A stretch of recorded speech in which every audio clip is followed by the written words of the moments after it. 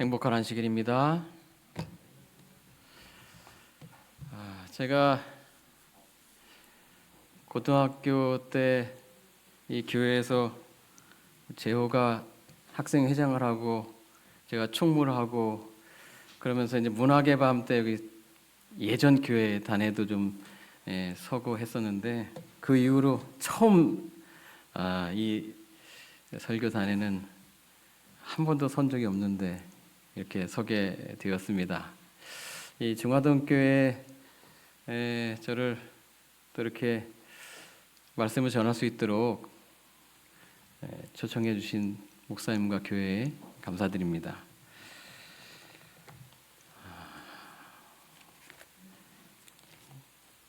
우리 큰 사모님 예상대로 저희 아버지도 오셨네요. 예, 그때 저희 어머니도 이 교회에 같이 다니셨고 지금도 출석하고 계시는 우리 윤경애 집사님, 저희 어머님이십니다. 오늘 이 시간에는 에스겔 12장 1절부터 7절까지 있는 말씀을 함께 나누도록 하겠습니다. 에스겔 12장 1절부터 7절에 있는 말씀을 제가 읽겠습니다.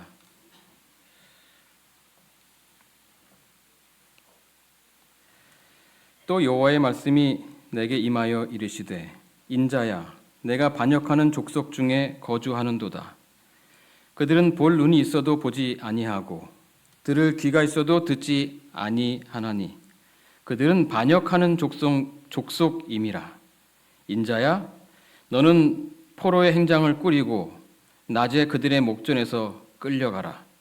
내가 내 처소를 다른 곳으로 옮기는 것을 그들이 보면 비록 반역하는 족속이라도 혹 생각이 있으리라. 너는 낮에 그들의 목전에서 내 포로의 행장을 밖에 내놓기를 끌려가는 포로의 행장같이 하고 저물 때에 너는 그들의 목전에서 밖으로 나가기를 포로되어 가는 자 같이 하라. 너는 그들의 목전에서 성벽을 뚫고 그리로 따라 옮기되 캄캄할 때 그들의 목전에서 어깨에 메고 나가며 얼굴을 가리고 땅을 보지 말지어다. 이는 내가 너를 세워 이스라엘 족속에게 징조가 되게 함이라 하시기로 내가 그 명령대로 행하여 낮에 나의 행장을 끌려가는 포로의 행장같이 내놓고 저물 때 내 손으로 성벽을 뚫고 캄캄할 때 행장을 내다가 그들의 목전에서 어깨에 메고 나가니라. 아멘. 이 시간에는 에스겔 12장 1절부터 7절에 있는 말씀을 통해서 너희는 이 세상에서 징조가 되어라 하는 주제를 가지고 은혜를 나누고자 합니다.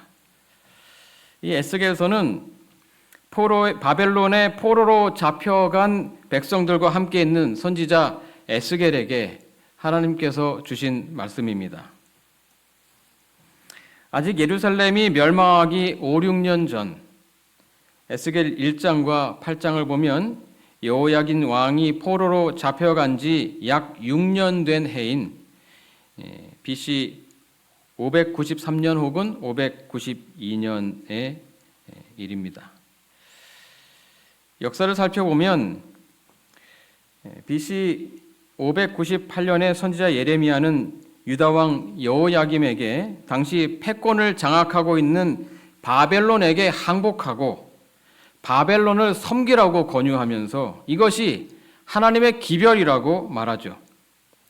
그러나 여호야김 왕은 3년 동안 바벨론을 섬기다가 애굽에 의지하기로 애굽을 선택한 것입니다.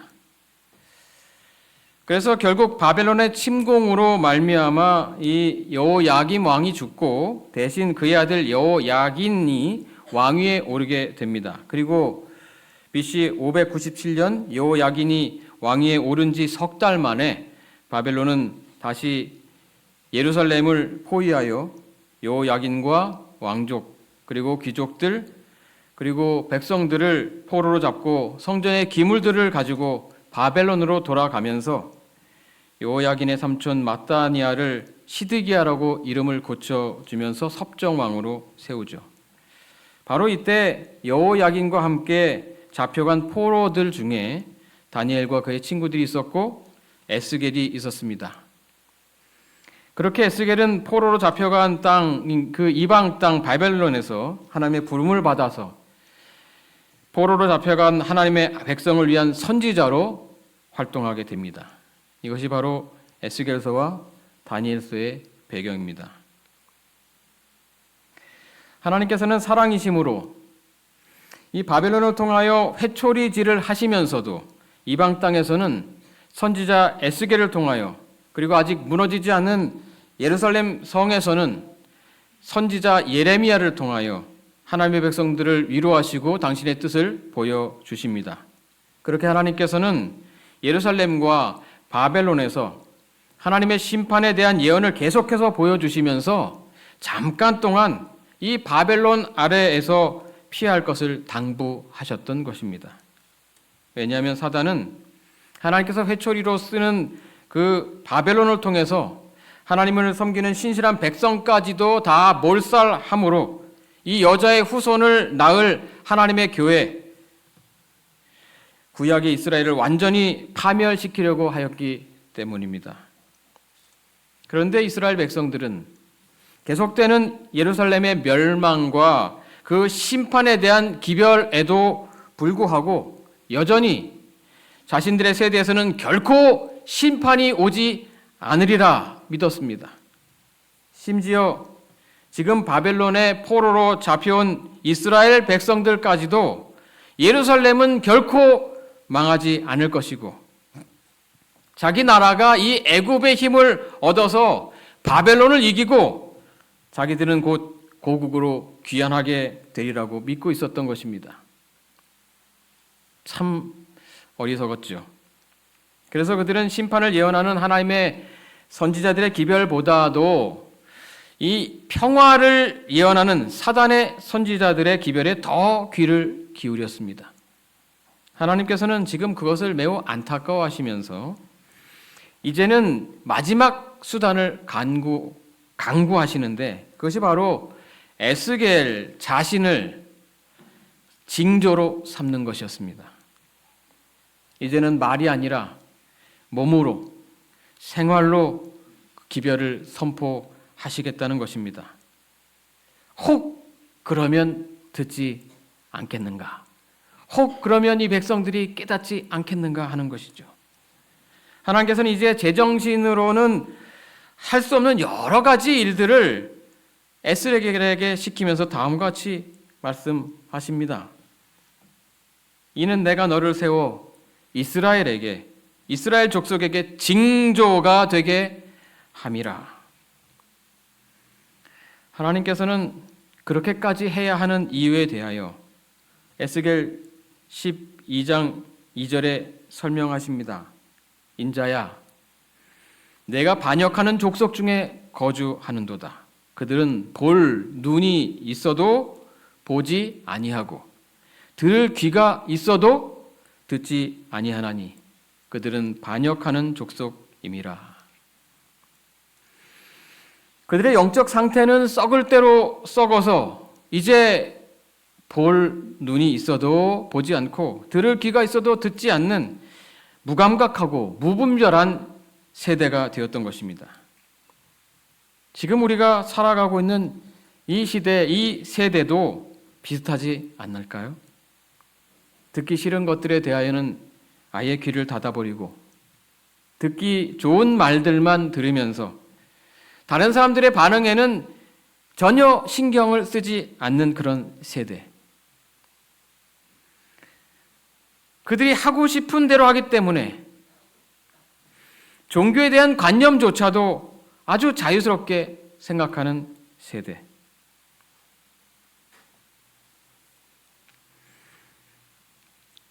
이스라엘도 비록 그들이 바벨론의 포로가 되었다 할지라도 여전히 애굽에 대한 미련을 버리지 못하고 하나님께 대한 믿음을 가지기보다는 매우 인간적이고 세상적인 방법들에 연연하고 있지 않습니까? 한마디로 그때나 지금이나 전도하기 어려운 세상이었던 거죠. 그런데 또 한 가지 문제는 바로 우리들입니다.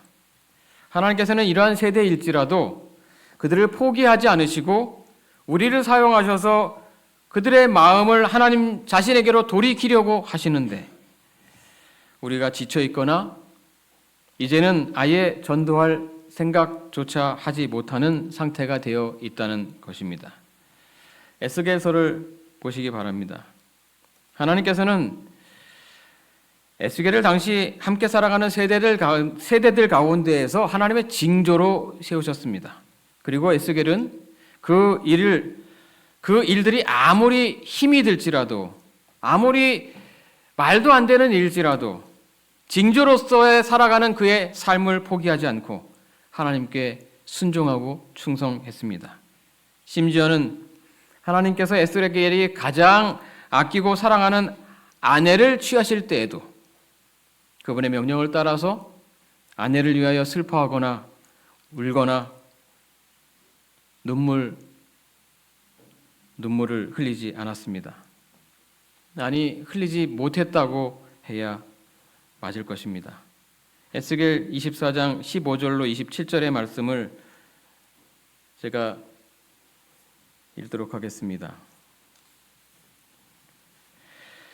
여호와의 말씀이 또 내게 임하여 이르시되 인자야 내가 내 눈에 기뻐하는 것을 한번 쳐서 빼앗으리니 너는 슬퍼하거나 울거나 눈물을 흘리거나 하지 말며 죽은 자들을 위하여 슬퍼하지 말고 조용히 탄식하며 수건으로 머리를 동이고 발에 신을 신고 입술을 가리지 말고 사람이 초상집에서 먹는 음식물을 먹지 말라 하신지라.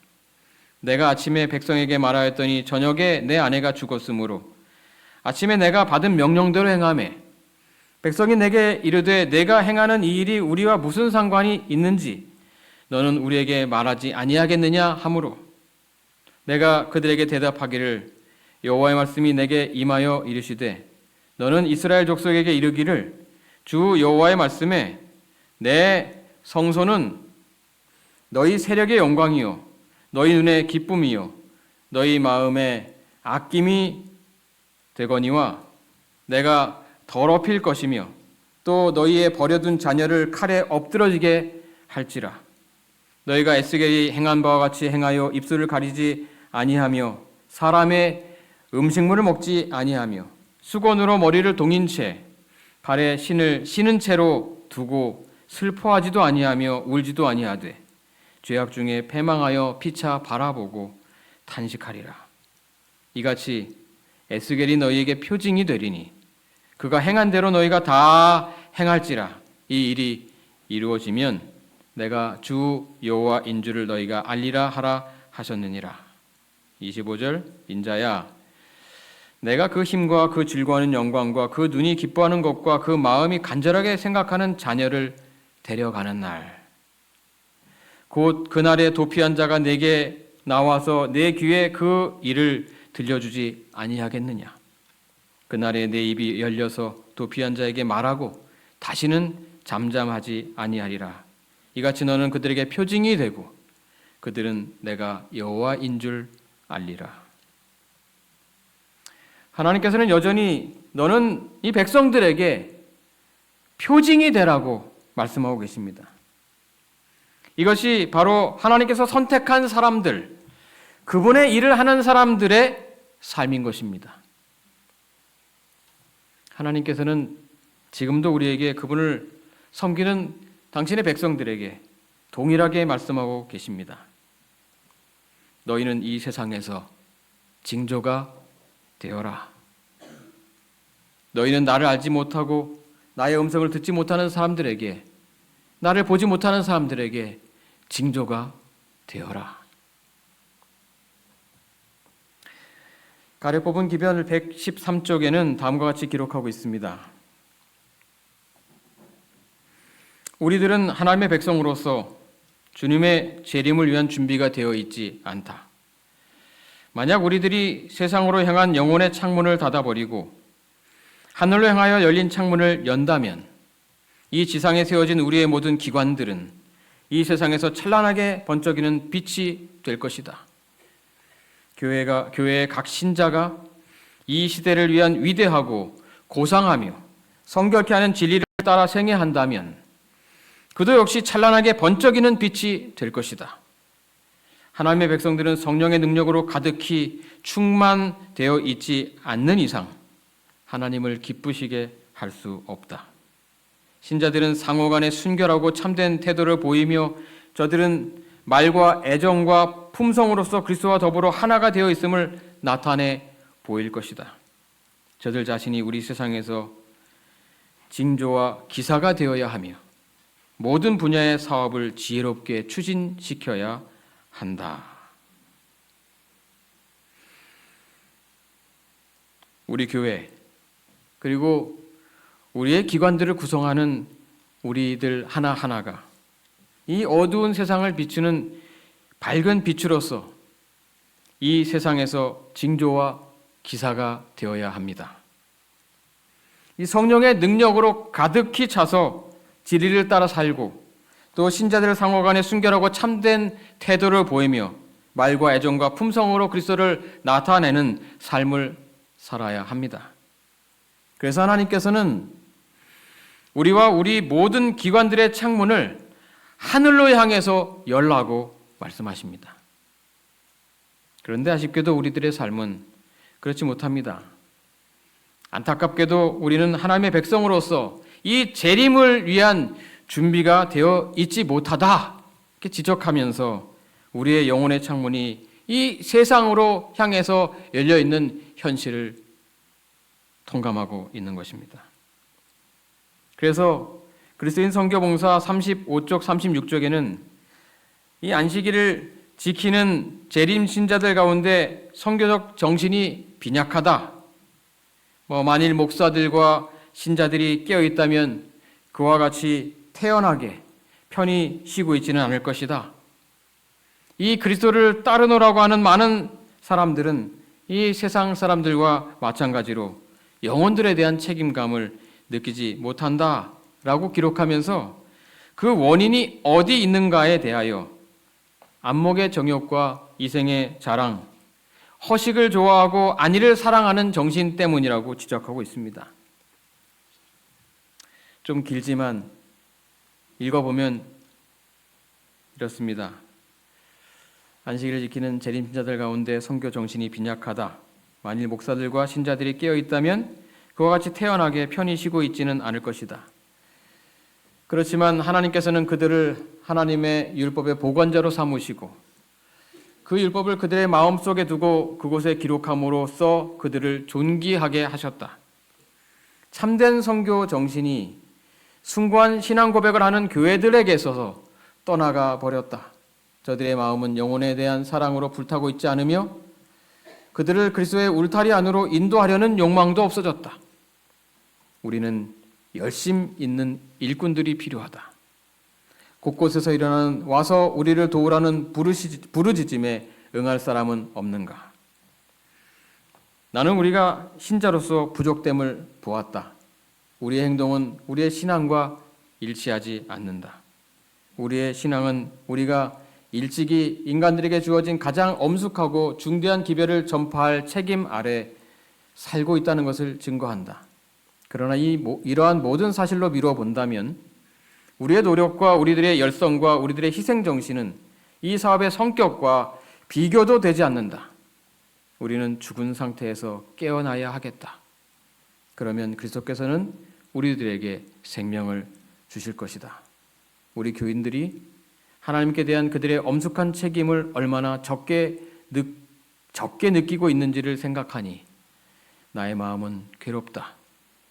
목사들만 군인이 아니라 그리스도의 군대에 입대한 남녀들은 모두 군인들이다. 그런데 그리스도께서 극기와 희생적 생애에서 본을 보여주신 것과 같이 그들도 군인들이 짊어질 운명을 기꺼이 받아들이고 있는가? 대체로 우리 교인들이 얼마나 극기의 정신을 나타내었는가? 그들이 돈은 기증했을지 몰라도 자신은 바치지 않았다. 그리스도를 따르노라고 하는 많은 사람들은 세상 사람들과 마찬가지로 영혼들에 대한 책임감을 느끼지 못한다. 안목의 정욕과 이생의 자랑, 허식을 좋아하고 안위를 사랑하는 정신이 그리스도인이라고 하는 자들을 하나님에게서 분리시켜 놓으며 따라서 선교 정신은 사실상 극히 희박해진다. 무엇이 시온에 있는 이 죄인들의 눈을 뜨게 하며 무엇이 위선자들을 떨게 만들 수 있을까? 하나님의 백성들은 이 지상에 있는 그분의 대표자들로서 우리는 우리의 삶을 통하여 하나님의 뜻과 기별을 나타내어야 할 것입니다. 하나님께서는 그분의 백성들이 세상의 도덕적 흑암 가운데에서 빛이 되기를 원하십니다. 우리 중화동교회 성도들이시여, 이 세상에서 하나님의 빛의 통로, 이 세상의 멸망과 그리스도의 재림을 알리는 징조가 되시기 바랍니다. 그러면 어떻게 우리가 하나님께서 이 세상을 향하여 보내는 이 징조로서의 삶을 살 수 있을까요? 우리의 삶을 통해서 어떻게 하나님을 증거할 수 있을까요?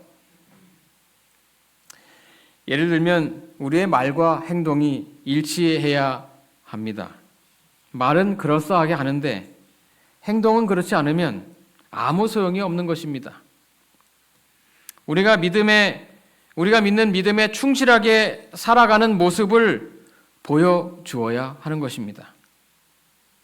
제가 좀 웃픈 이야기를 하나 해드리겠습니다.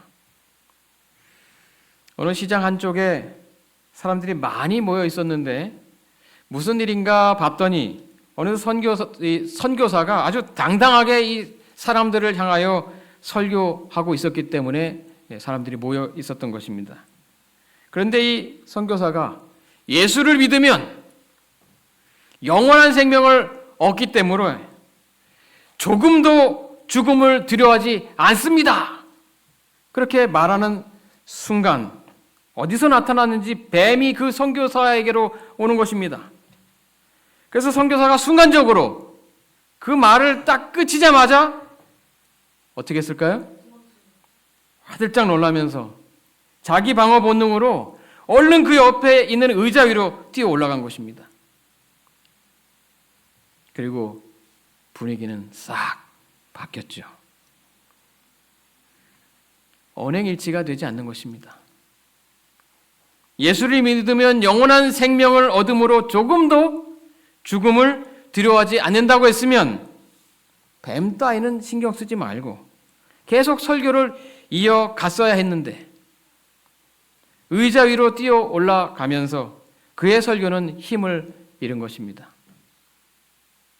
사도 바울이 멜리데 섬에서 그 모닥불 속에서 튀어나온 뱀에 물렸을 때 그가 어떻게 했는지 그것이 그 섬 사람들에게 위대한 하나님의 역사를 보여주는 징조가 되었기 때문에 전도가 되는 것입니다.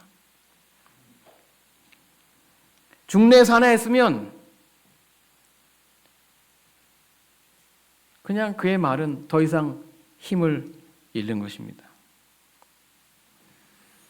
이렇듯 우리의 삶에는 모순이 수도 없이 많기 때문에 사실 선교의 저해 요인이 되는 것입니다. 누구 다니는 교회는 나는 안 가. 누구 보기 싫어서 난 그 교회 안 가. 그런 말들을 듣지는 말아야겠죠? 사실 우리가 이 세상에서 이 징조로서 살아간다고 하는 이 삶이 결코 쉽지 않습니다. 그럼에도 불구하고 하나님께서는 당신의 백성들에게 이 세상의 징조로서의 삶을 살아가야 한다고 말씀하시는 것입니다. 마지막 시대에 우리가 하나님의 징조로서 살 수 있는 방법이 또 하나 있다면 그것은 우리가 이 세상을 살되 이 세상에서 영원히 정착할 사람들처럼 살지 않는 것입니다. 이 세상에 대한 미련을 버리고 사심 없이 모든 것들을 양보하면서 타칭 바보처럼 그렇게 사는 것입니다. 사람들이 왜 그렇게 사느냐고, 왜 그렇게 욕심이 없느냐고 물으면 주저하지 말고 곧 새로운 세상이 올 것인데 우리 주님이 오시면 이 모든 것들이 다 필요 없기 때문이라고 말씀할 수 있는 그런 사람들이 되시기 바랍니다. 그것이 바로 하나님의 백성들의 삶이라고 하는 것입니다. 또 우리가 하나님의 징조로서의 삶을 사는 방법이 하나 있다면 그것은 하나님에 관한 말로, 예수님에 관한 말로 우리의 삶을 가득 채우는 것입니다. 이웃 사람들에게 하나님의 복을 받기를 원한다고 말하고 무슨 일을 하든지 무슨 대화를 하든지 그것을 하나님을 전할 기회로 삼고 그 기회를 찾아서 하나님 얘기를 하는 것입니다. 어쩌면 그렇게 신앙을 하지 않는데도, 하나님 믿지 않는데도 그렇게 하나님 믿는 사람처럼 사느냐고 그렇게 칭찬하고, 또 예수님만 믿으면 딱인데 하면서 아쉬운 표정을 짓는 것입니다. 그리고 또 우리가 무엇을 하든지 이 세상 사람들처럼 하지 말고 하나님을 믿는 백성들의 특별함을 보여주셔야 합니다. 무슨 일을 하든지 먼저 기도하시되 다른 사람들이 있든지 없든지, 다른 사람들이 보든지 보지 않든지, 아니 오히려 다른 사람이 있으면 더 진실하게 기도하시기 바랍니다. 그리고 가능하면 그 사람을 위하여서도 기도하시고 그 사람이 하는 일이나 그의 직장에 대해서도 기도해 주시기 바랍니다. 어떻게든 하나님을 믿는 티를 내셔야 돼요. 교만이 아니라 있는 그대로의 우리의 삶의 경건함을 보여주시면서 하나님 믿는 티를 내셔야 하는 것입니다. 하나님의 백성들이 하나님의 방법대로 살아가는 것이 어떤 모습인지 그것을 우리의 삶으로 보여주어야 하는 것입니다. 내 구원만을 위해서 살아가는 것이 아니라 다른 사람들을 구원하기 위한 징조로서의 삶을 살아가야 하는 것입니다. 하나님께서는 그러한 선교에 열정이 있는 사람들을 원하십니다. 또 하나님을 믿는 사람들은 슬픈 일들과 고난을 만날 때에도 어떻게 대처하고 반응하는지를 보여주어야 합니다. 하나님 믿는 사람들은 슬픔과 고난에 대해서도 이 세상 사람들이 반응하는 것과는 다르게 반응해야 합니다. 부조화 선지자 134쪽에는 이렇게 기록하고 있습니다. 큰 구원에 참여한 자들이 모두 그분의 선교사가 되는 것이 그분의 계획이다. 그리스도인의 경건성은 세상 사람들이 복음을 판단하는 표준이 된다. 끈기 있게 참아내는 시련, 감사함으로 받아들이는 축복, 온유, 친절, 자비, 습관적으로 나타나는 사랑 등은 품성을 통하여 세상 앞에 비추는 빛들이며 타고난 마음의 이기심에서 오는 어두움과는 대조를 이룬다. 우리들의 삶을 통해서 나타나는 그러한 모습들, 끈기 있게 참아내는 시련, 감사함으로 받아들이는 축복, 그리고 온유와 친절과 자비와 또 습관적으로 나타나는 사랑, 그것이 우리의 삶에 배어 있어야 되는 것입니다. 때때로 하나님께서는 우리에게 정말 이해할 수 없는 일들을, 시련들을 허락하시는데 그 이유는 바로 이러한 품성들을 개발시켜 주시기 위함인 것입니다. 하나님께서는 우리의 형편과 모양이 어떠하든지 간에 하나님의 구원에 참여한 모든 사람들은 자신의 환경에서 하나님의 백성들의 삶의 진가를 보여주기를 원하시는 것입니다. 모든 그리스도인들은 하나님을 위한 사업을 발전시키는 일에 아주 활동적인 역할을 담당해야 합니다. 부르심이 어떠하든지 우리는 그리스도인으로서 이 세상에 그리스도를 알리는 사업을 가지고 있는 것입니다. 그러므로 우리는 모두 영혼을 그리스도께로 인도하는 일을 가장 큰 목적으로 삼는 선교사들이 되어야 합니다. 우리 중화동교회 성도들이시여, 이제 세상을 향한 징조로서의 삶을 사시기 바랍니다. 하나님께서는 말이 안 통할 때, 말로 할 수 없다면 뭔가 의미심장하고 궁금증이 일어날 수 있는 그런 행동이 있는 삶을 살라고 말씀하고 계십니다. 사람들이 궁금해서 물어보도록 그렇게 만들라고 하는 것입니다. 이제 오늘서부터 하나님과 함께 새로운 삶을 계획하시기 바랍니다.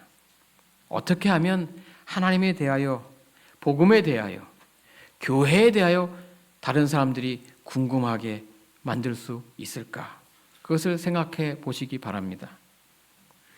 하나님께 아이디어를 달라고 간구하시기 바랍니다. 그래서 우리 모든 중화동교회 성도들이 각자의 위치와 환경에서 우리가 하는 그 직업을 통해서 하나님의 기별을 드러내는 징조가 되시기를 바라면서 말씀을 마치겠습니다.